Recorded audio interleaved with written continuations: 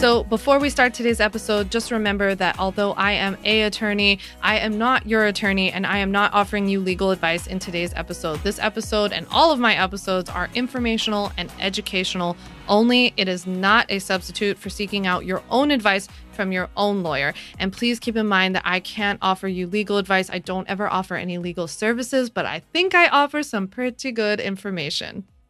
One more thing before we get started. Also remember that I am based in the United States, and that is the only form of scope of practice that I'm familiar with. So that's what I'll focus on today. With that, let's actually get into it.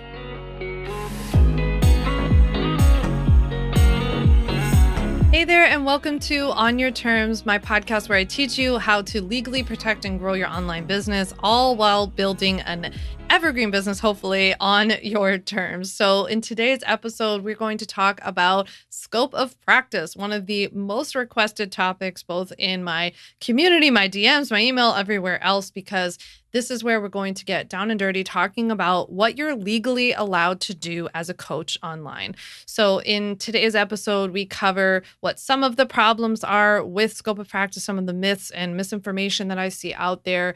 One of the things that I think causes scope of practice and a little bit of stress around the issues related to scope of practice, relating to a big mindset issue that I hope that we're going to work through today.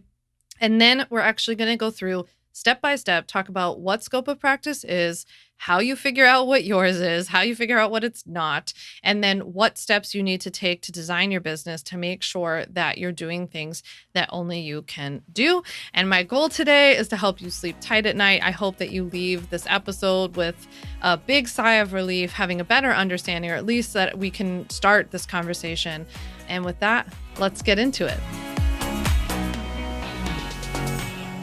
So I get asked about scope of practice stuff all the time, and people might not necessarily reach out and ask me like, what's my scope of practice? But I get every variation of every question, like, what am I allowed to do? Or am I allowed to talk about this in my membership? Am I allowed to teach this to my clients? Can I offer this service? Can I offer this program? Like, how do I offer this in a safer way? And basically, all of these questions relate to scope of practice. And that's exactly what we're going to dive deep into today. I'm so excited for this conversation. So it is so important to talk about scope of practice and what you're legally allowed to do in your business based on who you are and what you do and how you're qualified and licensed and educated and all of that. Because you could be doing everything right, legally speaking. You know, you could have great business insurance. You could have the best contracts from, of course, Vander, Wielen, LLC. You could have an LLC. You could have just like done everything right. You could have dotted every I and crossed every T.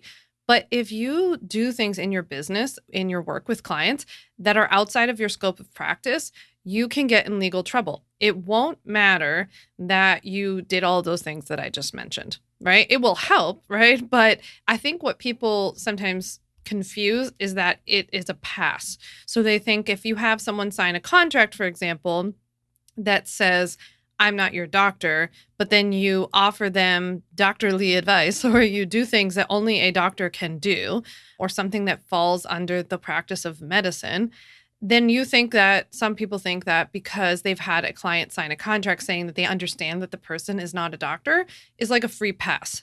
And that is very, very, very much not the case. In fact, I always say it's worse because you've just now established that you're not a doctor and that you're not legally allowed to do these things. But then the fact that you turn around and do it is all that will matter, right? Like most things in life, all that really matters in this case, legally speaking, is what you actually do, not just what you said you wouldn't do or that you would do. So if in your practice, you're actually offering tax advice, legal advice, medical advice, therapy advice, so PT advice, whatever it is that's outside of your scope of practice, it won't matter that you've had someone sign a contract. It won't matter that you call yourself a coach and they know you're not a doctor or something like that. So this is really an important topic to understand. There are a lot of really like bad myths, information that gets passed around. Of course, there are whole groups of people in parts of this industry too that are very like, who cares? No one's going to get in trouble for this. You know, let's see if I ever get caught. But I don't think that's you because you probably wouldn't be listening to this podcast because I think you're here because you want to understand. Tell me if I'm wrong, but I think you want to understand what you're legally allowed to do, and you only want to do that, but you also want to help people. So like I very much understand this practical balance between feeling like you have to talk about certain things, you have to dive into certain areas or offer certain services, and you also want to sleep tight at night. And that's what I'm here to try to help you better understand, and also to better teach you how you can go about doing this. It's one of the biggest things that I focus on in my Ultimate Bundle program, where I teach people how to navigate scope of practice. I teach them what it is. I teach about copy for your website and language and all of that good stuff. And it's one of the most popular topics there for a reason, because this is just such a huge part of what you do online. So you can run off and get a contract, but this stuff is super important to understand. And by the way, I feel like sometimes people think that scope of practice stuff only relates to those of you who are in the health and wellness or fitness fields, and that is not true at all. So we're also talking about people who are teaching things about business and life and like therapy-esque stuff like self-care or intuitive eating, body image stuff, all of these things, anything related to money, obviously. All of these topics end up touching on things that are highly regulated. So one of the biggest myths and misunderstandings when it comes to scope of practice is like, hey, my area of this industry or what I do or me being a coach or whatever isn't regulated. Therefore, I can do whatever I want. And that is not the case, right? So I always say that, when I was an attorney and I was the litigator, which means I was on my feet, as we would say as lawyers, I was before judges all the time. I was arguing in court, arguing motions and all kinds of things. And I always joke with my customers about how there never would have been a situation where I went before a judge, and trust me, I had my ass handed to me many, many times before judges, because being a lawyer and being on your feet is hard, especially as a woman. But there never would have been a time where there wouldn't have been like a perfect law that related to the situation that we were talking about. And the judge would just be like, well, since there's no law about this, you can just like go on your merry way. Nope, that doesn't happen. What they do is that they find a law and they apply it to you. And the same goes here. If your industry isn't regulated, right? If being a health coach isn't regulated in your state, or being a money coach is not a thing where you are, it doesn't matter, because there are what I call umbrella professions above you that are heavily regulated. And those laws will then apply to you, because you will be accused of doing the unauthorized practice of whatever, unauthorized practice of medicine, law, finance, like investments, whatever, therapy. So that is why it's so important. So please don't accept these people's bad information online telling you that because this is not heavily regulated, it's the wild, wild west. That is not true. There are laws around a lot of what we do already directly, and then indirectly, because these things will get applied to us and they will perhaps come up with something out of this.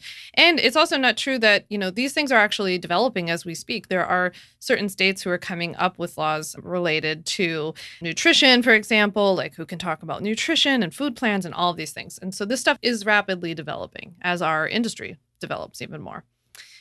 So one of the things that caught my attention when I thought about doing this episode, and I feel like one of the patterns that I see online sometimes, and this is not to pick on business coaches at all. There are tons of amazing business coaches out there, many of whom I've either worked with or who I'm friends with, and they're amazing, right? But sometimes you see business coaches who think that they have to be everything to everyone. And it's one of the areas that I see it the worst, where they will be giving out like tax advice and money investment strategies. And then they also include legal contract templates. That's something that I see. And they're actually doing you a disservice and exposing you to potential liability, because they're going outside of their scope of practice, right, when they're doing that. Now, just a quick note on that, by the way, I get a lot of messages from people saying that their coach or some program that they bought gave them some sort of like legal template, or the coach just said, hey, go on and like use my client contract. And then it came back and bit them in the butt because it wasn't actually that good, right? So don't just assume that if you see like a business coaching program or you see some sort of course that you want to take, just because someone includes everything doesn't mean that it's good. I'd rather somebody be honest with you about, hey, I'm an expert in this, and this, like, I'm an expert in funnels or in marketing or in email marketing strategy, and leave the professional stuff to the person who's the expert in that stuff, right? So just don't be like drawn in sometimes by this whole, like, you can have it all. And sometimes I think that this issue comes from a little bit of a scarcity mindset on their part. And I see this with health and wellness coaches a lot as well, that you're afraid that if you don't provide it all, or if you don't know it all, then no one will want to work with you. And what I always tell customers, and I always go like live in my Facebook community for the Ultimate Bundle members and everything, and we talk about this a lot about how there is I think a big difference between what you think that people need from you and what they actually need from you because of how much of an expert you are about what you do. Right. So I remember when I started my business, I thought that like basically I had to make everybody else a lawyer. Like I was trying to like teach you all the things I learned in law school. And I thought I was doing everyone a favor. I didn't realize that, until I practiced and like, I mean, not practice law, but like practiced in my business, that that's not what people want. Like nobody wants to be a lawyer that go to law school. They want the like, give me the quick and dirty version of what I need to know and how it actually applies to me. Right. But also people's questions were a lot different than what I thought they needed to know, and they actually wanted something different from me. It tends to be a little bit more in the beginning, right? Like I'm thinking of things like big picture or further down the line, and people are asking me questions more in the beginning. That's something that I see a lot in your industries as well, where you think that maybe whether you're a health coach or a business coach, you think that you've got to offer it all to everybody and make it this like super big and complicated thing, when really sometimes people just need to like support and like strategies and habits and community and I don't know what else, to an ability to process and to like self-actualize, So it's a lot different than what we think that they need. But I think that because we feel like if we don't provide everything, then people won't want to work with us. We then get into trouble of trying to include things that are outside of our scope of practice. So that's exactly like the example I was giving of the business coach who offers a program that gives you legal templates and tax advice or strategies or whatever. And I'm not talking about people who bring in experts. That's a great way to cover, by the way, your scope of practice. But if they're actually the ones giving it out, that's something that's a little bit of a red flag to me, that they're nervous that their coaching or that their business advice or their business templates or something that they do related to business isn't enough, that they have to like add it and make themselves even more valuable by giving you all this other stuff, right? You also want to remember what the role really is of a coach, because it's not to hand out advice. That's the thing. So sometimes when people reach out to me and they start asking me a lot of questions about, can I do this? Can I do that? Can I do this? Is this legal? I'm like, that's not even what a coach does. Like, first of all, not only is it outside the scope for a coach to read lab work, for example, and then give feedback based on your blood work and then tell you what to do, like take these supplements or eat these foods or do this thing with your health. That's not only way outside of your scope as a health coach, but it's also really not what a coach does. That's what a doctor does, because a doctor is meant, just like a lawyer is meant or an accountant's meant, to look at all your information, look at your situation, look at your personal situation, and then issue an opinion, right? Whereas a coach is more of a supportive role. It's sometime somebody described it to me as, the two of you are on a hike, you and your client are on a hike, and the coach is the person that's holding the flashlight, illuminating the path in front of the client. But the client is really the one that has to design and walk the path, right? You're not meant to walk the path for them or tell them where to go. So you know how to be a coach much better than I do. I'm not telling you how to be a coach. Just remember what the role is of a coach. If you get a little tripped up about like, am I legally allowed to do this? You might not only be going outside your scope, but you might be going outside the role of what a coach is really meant to do anyway. And that may be relating back to the fact that you think you have to do that in order to be valuable. And I can assure you that there's so much need for you and what you do outside of anything that's outside of your scope of practice. Like there's tons of stuff that you are legally allowed to do. There are many, many ways. I see this every single day. I have thousands of customers that I see doing this in a really safe and great way.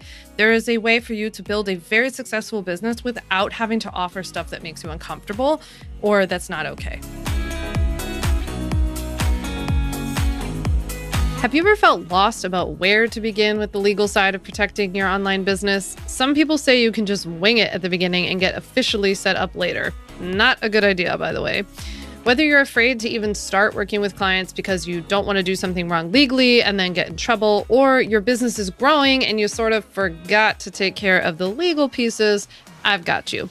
I don't want you to live in fear of the internet police coming after you and your business, but you do have to do certain things and get certain things in place in order to legally and safely run your business online. As much as it just feels like an unregulated wild, wild west online, that is very much not the case. As an attorney turned entrepreneur and former corporate litigator, I can assure you that there are rules. There are real steps that everybody who runs or starts an online business needs to take. And you're not behind at all. We can get you set up and following the rules right away. In fact, we can even do it today. I want to teach you the 5 very simple steps to take to legally protect and grow your online business. You don't need an MBA to be a successful entrepreneur and stay out of legal hot water, but you do need to dot your legal I's and cross your T's in a few key areas that can't be skipped. That's exactly what I'll teach you in my free 1-hour legal workshop called 5 Steps to Legally Protect and Grow Your Online Business. Just head to mylegalworkshop.com, drop in your email address, pick the time, and I'll send you a link to watch the workshop video whenever you have time. This is the best place to begin if you're just getting started legally legitimizing your business, so head on over to mylegalworkshop.com and sign up to watch 5 Steps to Legally Protect and Grow Your Online Business now.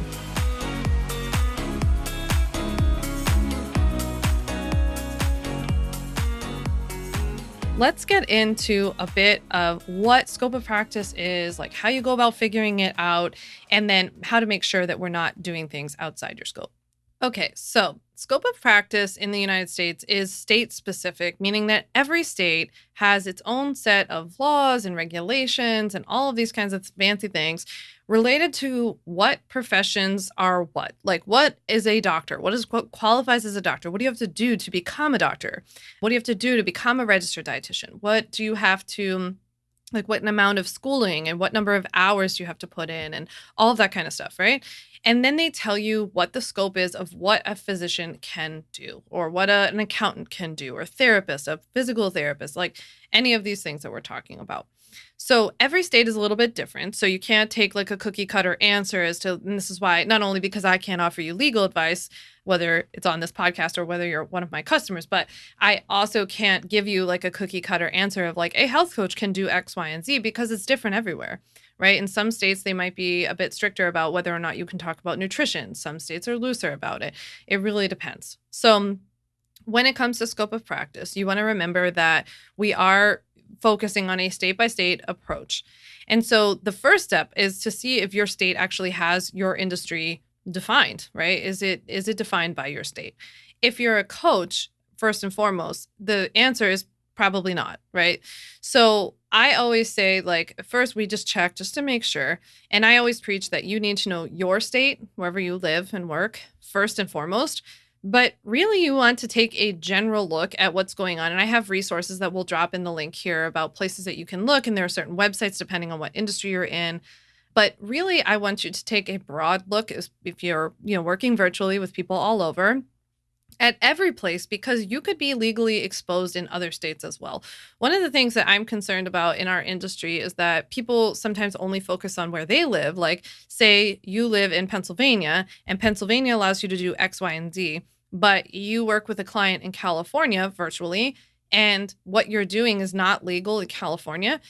One of the things that I would be worried about, and we haven't really seen this play out a ton in our industry since it's so new, but I would be concerned that you could be accused of the unauthorized practice of medicine in this example in California, right? Because what you're doing there is not okay, even if it's okay where you live. Because you've technically, and I don't want to get too technical with the law, but you've technically entered into or reached into this other state by entering into a contract with somebody who's from that state. So of course, there are things that we build into your legal templates, in my case, into the contract templates or to your client contract that can, establish the law where you are, and that the law where you live applies to your client contract and like all of that good stuff.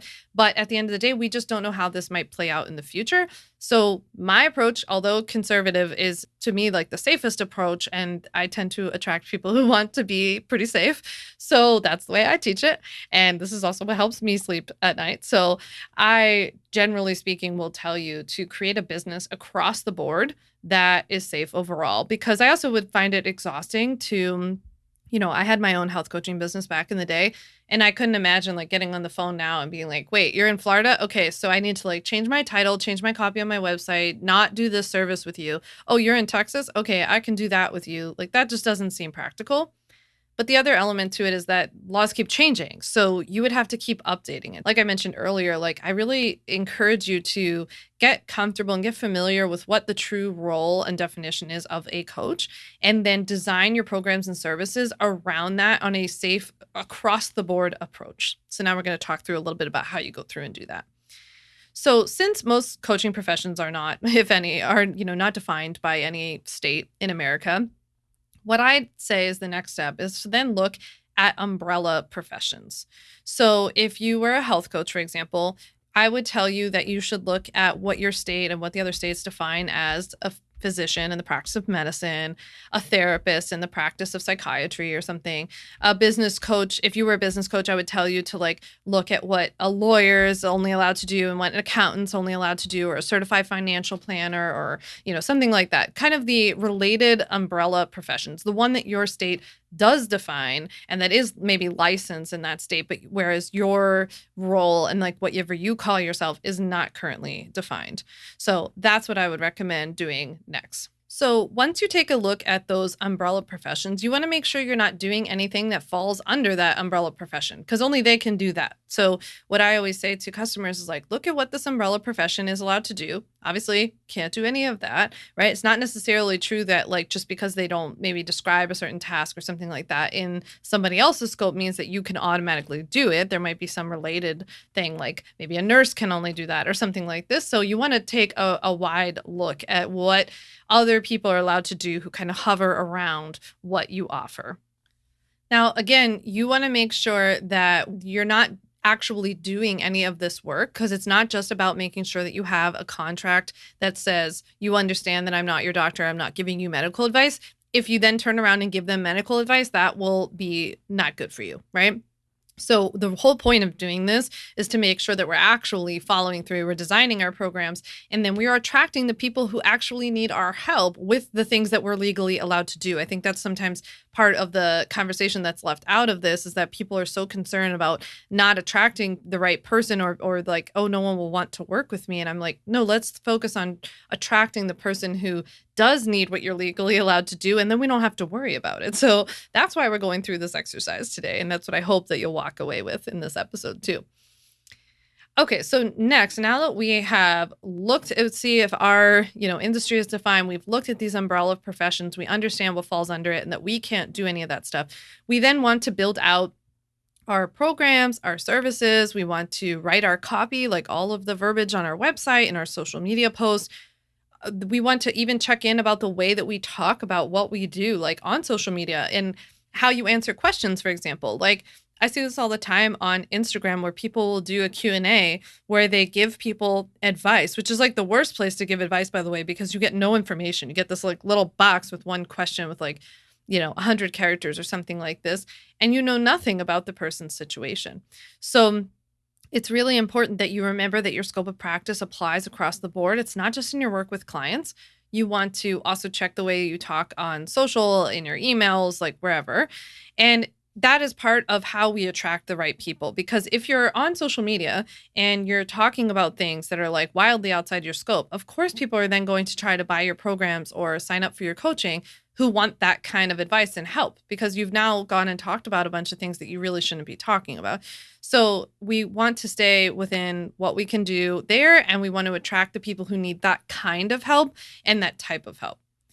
Last but not least, of course, I always recommend that you can go work with a local to you lawyer to see if what you're doing is okay, right? Because he or she will be able to review not only your actual contract and stuff to make sure that the verbiage is good, but you could explain to them, how you are qualified and what you're doing, and describe the types of services and how you provide your services, and what you say, like, most of my client sessions, we talk about this, and this, and clients are asking me to review their blood work or look at their investment strategy or whatever. And is that okay? Is that something I'm legally allowed to do? And then that is where only your own attorney can go off, evaluate the whole situation. They can look at everything. They can evaluate not only the state law, but maybe any recent case law that's come out about it. They can look at your website. They can see if maybe any regulatory body has issued an opinion recently or something like this.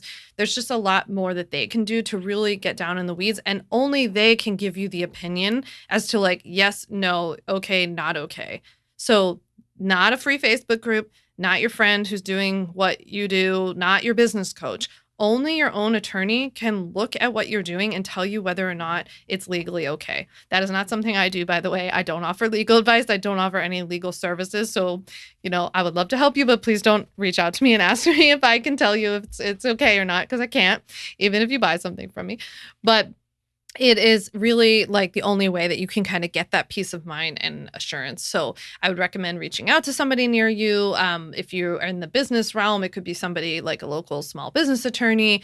If you're in the healthcare realm, I always recommend looking for a healthcare attorney near you who's also familiar with working with small businesses. Many of them are. I worked with many lovely, lovely lawyers who do that kind of work. So just look for someone who can truly either they already understand what you do or they're willing to try. That's what I definitely recommend. So with that, I am so glad that we talked about this today. I know that it can be a tough topic. I know that it can trigger some emotions. People sometimes feel a little defensive having this conversation. I just appreciate you being here and hearing me out and being open to hearing about this. If you're worried about this kind of stuff and anxious that what you're doing is maybe not okay, or you just want to make sure you're a proactive person, which I have a feeling you probably are because that's why you're here. But if you are, then I hope that you took away something from today. I would love it if you would screenshot this episode. Let me know that you listened. Tag me on Instagram at Sam Vander Wielen so I can share and I can reach out and say hi. Of course, if you have any questions, feedback, comments, you can DM me on Instagram as well. But I would absolutely love to connect with you there. So with that, I'll drop some of the links in the show notes below where you can find some of our scope of practice trainings and blog posts and links to resources and all of that. But I so appreciate you listening to this episode of On Your Terms. Thanks so much for listening to the On Your Terms podcast. Make sure to follow on Apple Podcasts, Spotify, or wherever you like to listen to podcasts. You can also check out all of our podcast episodes, show notes, links, and more at samvanderwielen.com/podcast. You can learn more about legally protecting your business and take my free legal workshop, 5 Steps to Legally Protect and Grow Your Online Business at samvanderwielen.com. And to stay connected and follow along, follow me on Instagram at Sam Vander Wielen and send me a DM to say hi.